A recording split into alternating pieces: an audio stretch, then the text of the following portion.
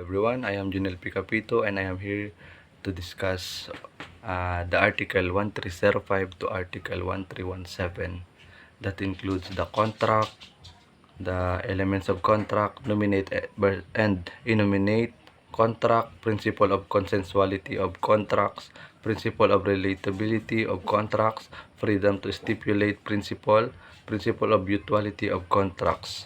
And to start, I would like to discuss about the contract of Article 1305 of the Chapter 1 General Provisions.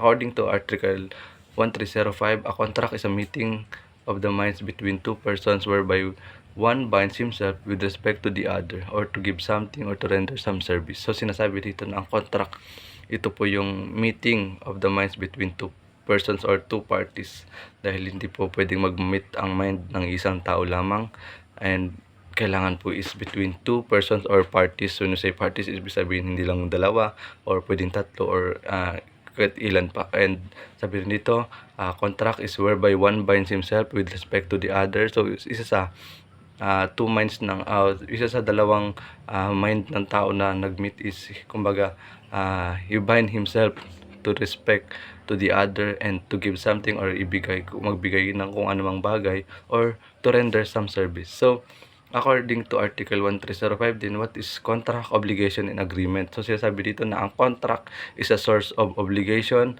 while obligation is the legal tie or relation itself. So agreement is broader than a contract. So another meaning, binding agreement is a contract, or obligation can exist without a contract. Agreement can be enforced without requisites. So sasabi ito na ang contract po ay yung source ng obligation. So ito yung pinagmumulan ng obligation, ang mga kontrata, and ang obligation naman po ay legal tie or relation itself. So yun na yung sinasabi natin na obligation is a juridical necessity to do, to give, or not to do. And agreement po is broader than a contract. So sinasabi rin dito na ang agreement is mas malawak kumpara doon sa contract. And ang contract daw po is binding agreement.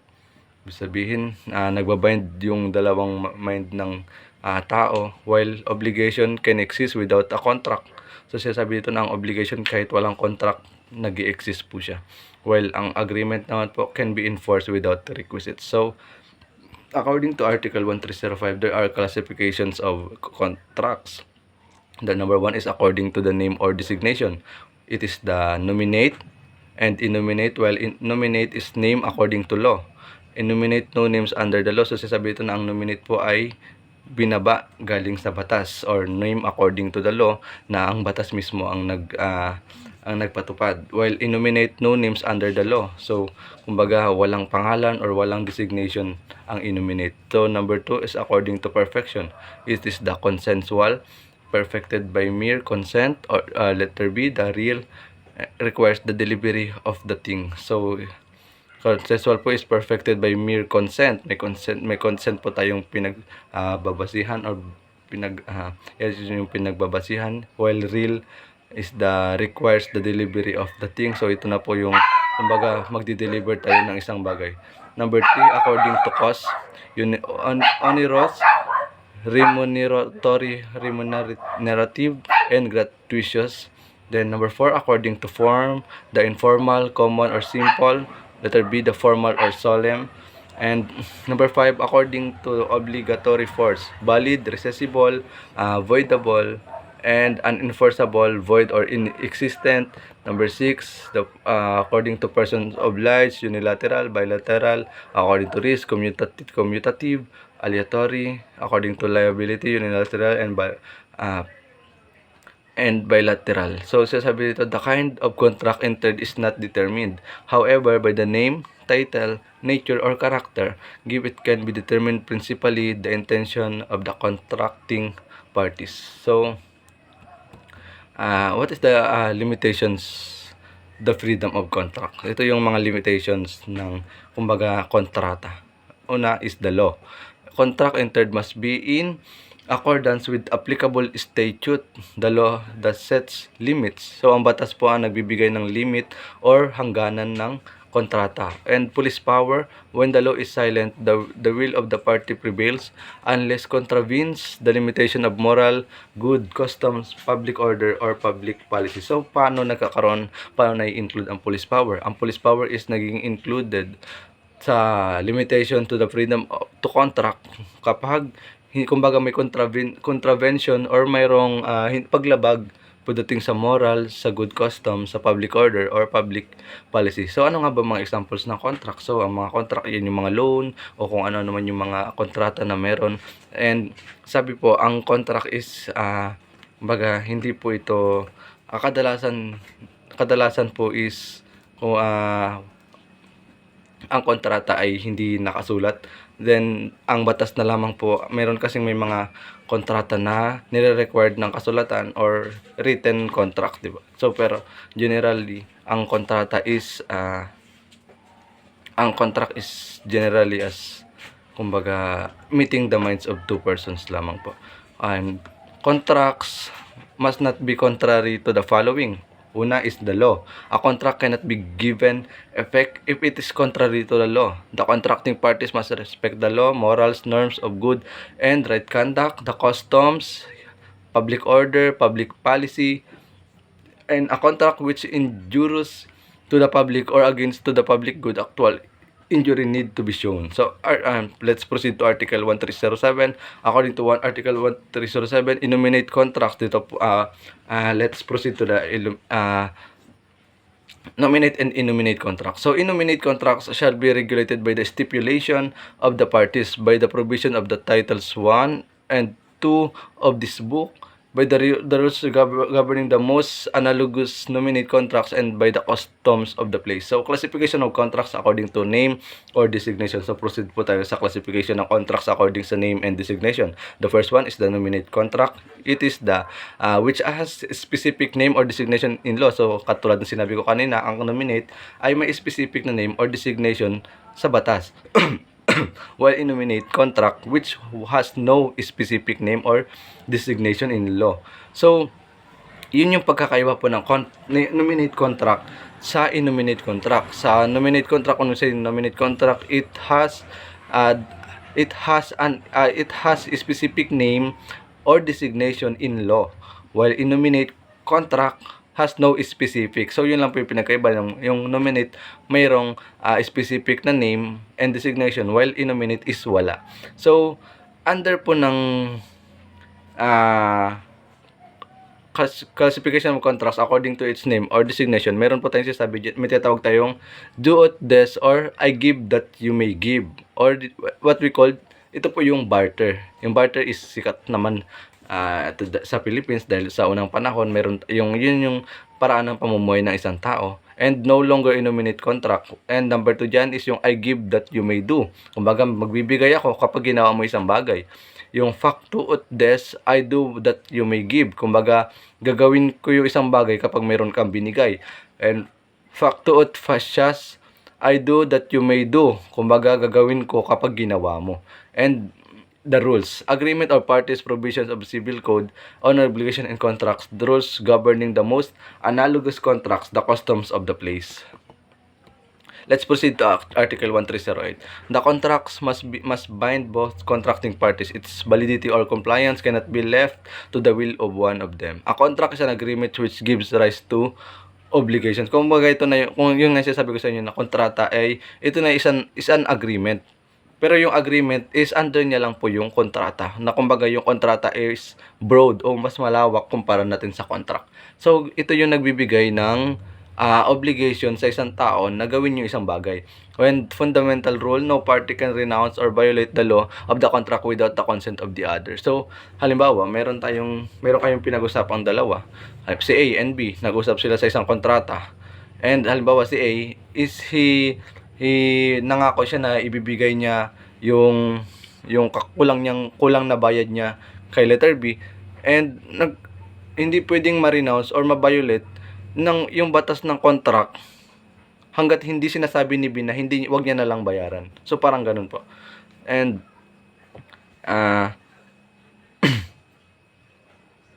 and let's proceed to Article 1309.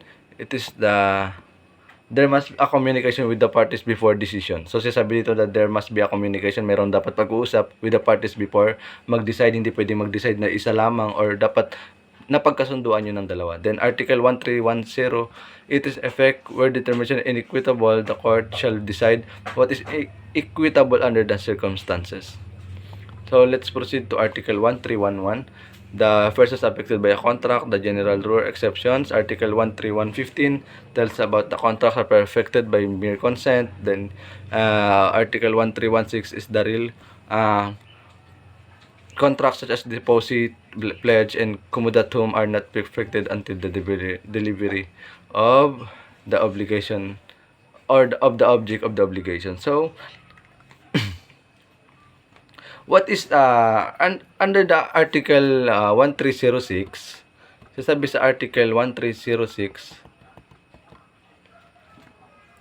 freedom to stipulate principle. So sabi dito, the contracting parties may establish such stipulations, clauses, terms, and conditions as they may deem convenient, provided they are not contrary to law, morals, good custom, public order, public policy. So sabi ko na po kanina ito na hindi kumbaga hangga't walang kailangan may hindi nako-contravene yung mga morals, good customs, public order, and public policy. So Article 1308 is all about the principle of mutuality of contracts. So na-explain ko po sa inyo kanina, yun na po yung mutuality ng contracts.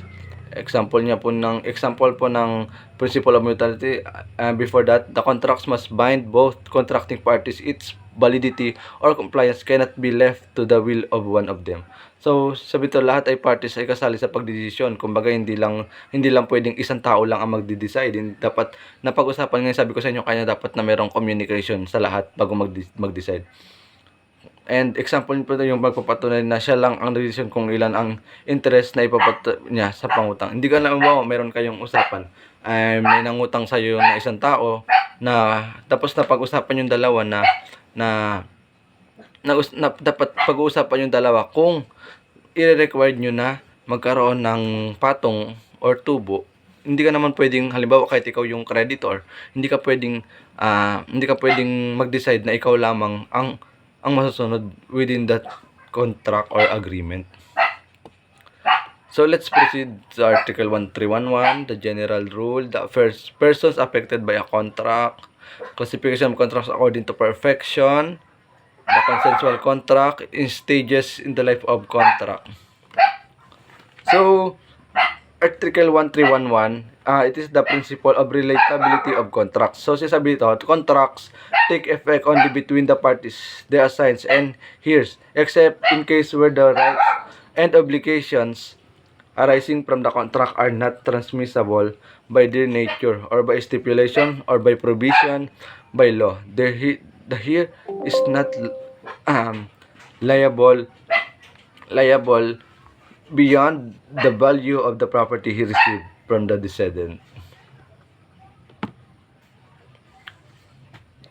So siya sabi dito, halimbawa, example po nito, A is may utang kay B na 1 million, and tapos namatay si B. Ang mangyayari is magbabayad pa din si A sa heir ni B. Kumbaga hindi matatapos yung kanyang obligation na bayaran kahit na patay na si B, kasi kailangan niya yun yung kung kabaligtaran naman, si A ay namatay, bali yung heir ni A ang magbabayad kay B ng 2 milyong pesos. Dahil may mga naiwan din na ari-arian si B or A bago siya namatay. So yun po yung explanation dito. So let's proceed to Article 1312. So siya sabi dito, a contract subjecting certain real properties is registered in accordance with the property registration decree, constitutes a real right which is produced by the publicity given by the registry. Such publicity prejudicing the right of third person. If real right is not registered, third persons who acted in good faith are protected under the provisions of the property.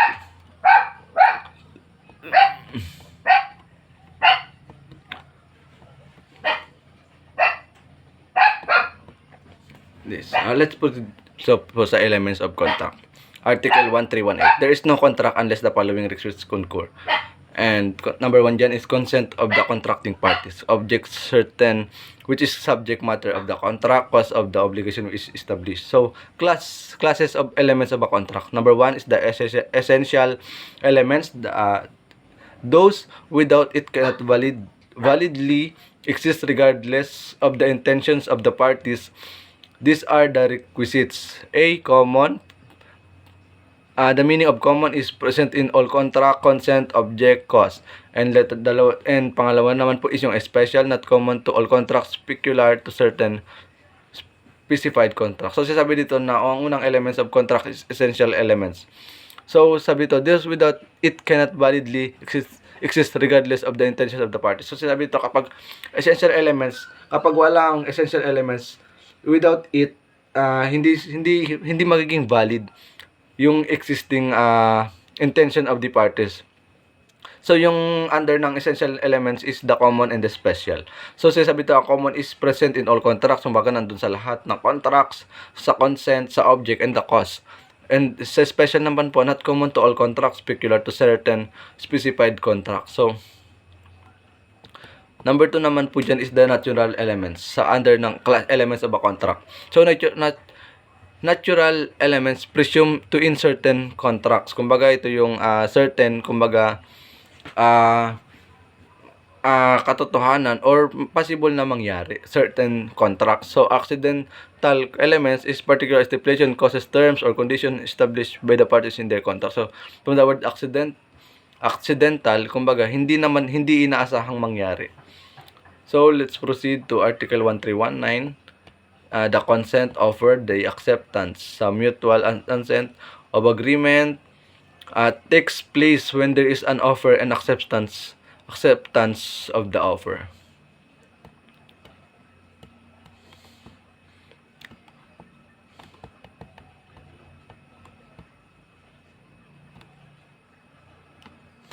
So that's all. Thank you.